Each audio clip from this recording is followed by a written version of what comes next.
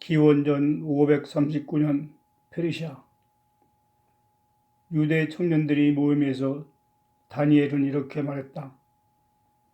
나는 오로지 여호와 하나님만을 의지하며 살아왔기 때문에 여호와께서 내게 많은 지혜를 주시고 또 꿈을 해몽하는 능력도 주셨다. 나는 느부갓네살 왕의 꿈을 자세히 설명하면서 왕에게 여호와를 알게 하였으며 그 후로도 세 분의 왕을 더 모셨다. 이제 내 삶이 얼마 남지 않은 이때에 너희들에게 꼭 전하고 싶은 것은 우리 모든 인류를 구원하실 메시아의 오시는 때를 알려주는 일이다. 여호와께서는 나를 이곳에 데려오신 다음 해에 느부갓네살 왕에게 신상에 관한 꿈을 꾸게 하였는데 너희들은 그 꿈의 이야기를 잘 듣고 메시아의 오실 때를 기다리며 나처럼 오직 여호와만을 의지하는 믿음 안에서 살아가길 바란다. 그 꿈에서 보여준 신상의 머리는 순금으로 만들어져 있었는데 그것은 바벨론을 나타내는 것이고 그 아래 가슴과 두 팔은 은으로 되어 있었는데 그 가치가 순금보다 떨어지는 것으로 보아서 바벨론 다음에 페르시아 제국은 아마도 바벨론만큼 강력한 나라는 될 것 같지 않다. 그 다음 배와 넓적다리는 노쇠로 되어 있으며 페르시아보다 더 못한 나라가 나타날 것이고 그 다음에 세워질 나라는 강하기가 철 같아서 아주 강력한 제국이 될 것 같다.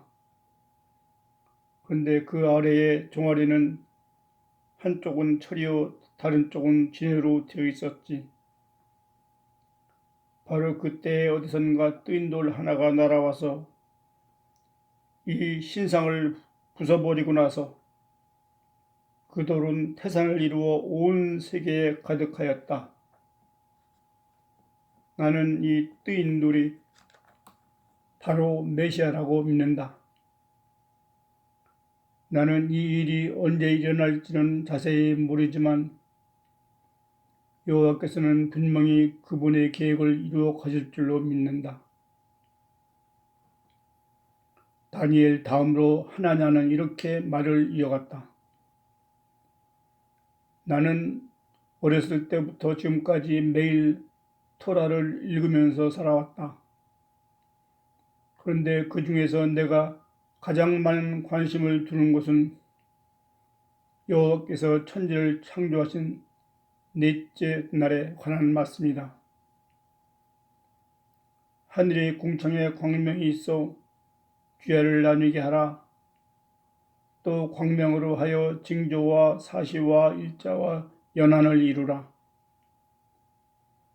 여호와께서는 천지를 창조하시고 광명과 그 모든 별들을 보여주실 때는 그것들을 통해서 어떤 징조를 보여주실 계획을 가지고 계셨던 것이지. 그래서 우리 조상들이 지금까지 기다리는 메시아가 오실 때는 여호와께서 하늘의 광명과 별들의 움직임으로 그 징조를 분명하게 보여줄 것으로 나는 믿는다. 내가 이곳에 와서 보니 여기에서는 천문학이 발달되어서 많은 사람들은 하늘에 떠있는 별들의 움직임을 보고 나라의 중요한 일을 결정하고 또 계절이라든지 기후의 변화를 예측하기도 한다. 너희도 이 나라에서 발달된 천문학을 더욱 깊이 연구해서 메시아의 오실 때를 정확하게 알아야 할 것이다.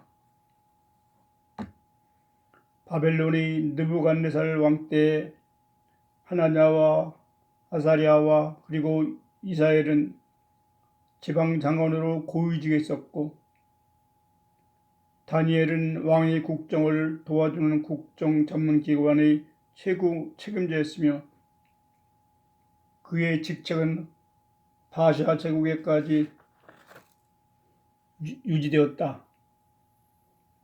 그리고 국정자문기관의 구성원들, 즉 현인들은 대체로 세습적으로 이어갔으며 페르시아 제국 이후에도 통치자들과 유대인들과의 관계는 매우 우호적이었다.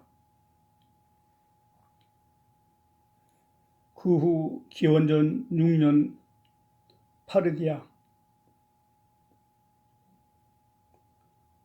페르시아 제국을 무너뜨린 알렉산더의 헬라 세력이 쇠퇴한 후에는 다시 파르디아 왕국이 세워졌다. 그리고 유대 땅에서는 마카비 왕조가 쫓겨난 후 기원전 37년에 헤롯이 로마의 세력을 등에 업고 왕위에 올랐다. 바벨론에 끌려간 많은 유대인들이 귀환하기는 했지만 그곳에 남아있는 유대인도 적지 않았다. 파르디아 왕국의 국정자문위원으로 왕을 보좌하는 현인들 중에는 유대인의 후손들이 여러 명 있었다. 오늘도 그들은 한자리에 모여서 조상 대대로 이어오는 메시아 사상에 대해서 토론하며 시대와 천계의 흐름을 관망하고 있었다. 그런데 요즘에 와서 들려오는 소문이 너무도 우리의 가슴을 설레게 하고 있지 않습니까? 나도 듣고 있습니다만 지금 이곳 파르디아 전역에서는 메시아가 곧 오신다는 소문이 들끓고 있지요. 이곳 파르디아뿐만 아니라 멀리 로마의 영토 안에서도 그런 소문이 퍼지고 있다는 거요. 이때 하나냐의 후손이며 현인들 중에 한 사람이 이렇게 말하는 것이었다. 그런데 우리 집안에서는 유대인 천문학자들과 함께 대대로 하늘의 별자리의 움직임을 관찰하고 있다는 것을 모두들 아시겠지요. 우리는 매일 밤마다 커다란 양피지를 펼쳐놓고 별들의 움직이는 궤적을 그려놓고 있습니다. 지금 별들의 움직임을 관찰하는 우리 천문학자들은 특히 목성과 토성이라고 부르는 별을 자세히 관찰하고 있지요. 그 목성과 토성은 어떻게 다른가요? 목성이 토성보다 더 큽니다. 그리고 그 큰 목성이 토성보다 조금 더 빠르게 움직이고 있지요. 그러면 그 목성과 토성이 우리와 무슨 관계가 있습니까? 우리처럼 천문을 읽을 줄 아는 사람들에게는 목성은 왕의 운명을 점칠 때 쓰는 별들이 왕으로 선한 왕을 의미하고 토성은 땅의 왕으로 악한 왕을 상징한다고 봅니다. 우리는 이 두 별들의 움직임을 자세히 관찰하고 있지요. 왜냐하면 하늘에서 선한 왕이 악한 왕을 물리칠 때 메시아가 오신다고 전해오는 말을 우리는 믿고 있습니다. 그럼 지금 저렇게 메시아에 대한 소문이 날로 퍼져가는데 그 두 별에는 무슨 특이한 움직임이라도 있습니까? 그래서 제가 바로 여러분들을 오늘 이렇게 만나자고 정한 게 아닙니까?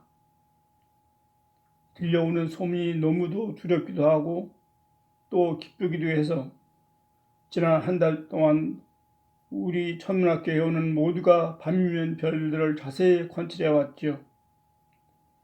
그런데 정말 특이한 움직임을 발견했습니다. 어떤 움직임이었던가요?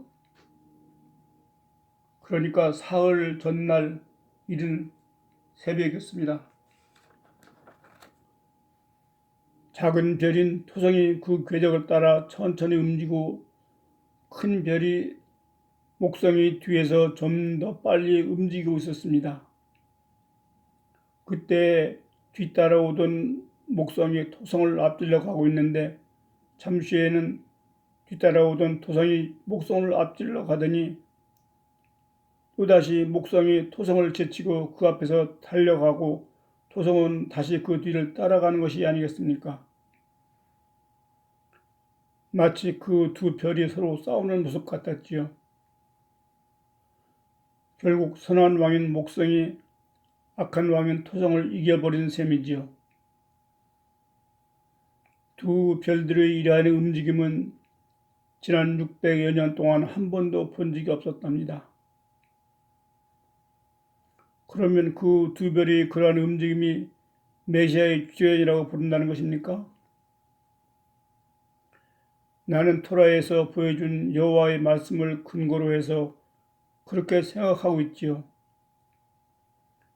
토라의 창세기에서 읽어본 말씀이 생각나지 않습니까? 하늘의 궁창에 광명이 있어 주야를 나뉘게 하라. 또 그 광명으로 하여 징조와 사시와 일자와 연한을 이루라. 나는 바로 이 이상한 움직임이 메시아가 오실 징조라고 봅니다. 그리고 또 특이한 일이 있지요. 무엇이 또 있다는 말입니까? 그 두 별의 이상한 움직임이 한밤중에 일어나는 것이 아니고 하필이면 새벽 해뜨기 직전에 보였다는 사실입니다.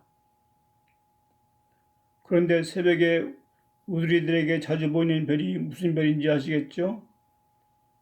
바로 샛별이라고도 부르는 금성입니다. 그 금성이 우리에게 나타낸 뜻은 사랑과 아름다운 여신입니다. 그런데 또 다른 특이한 현상이라고 하는 것은 바로 그 두 별의 이상한 움직임이 있었을 그때에 금성이 그 옆에 있었다는 사실이지요.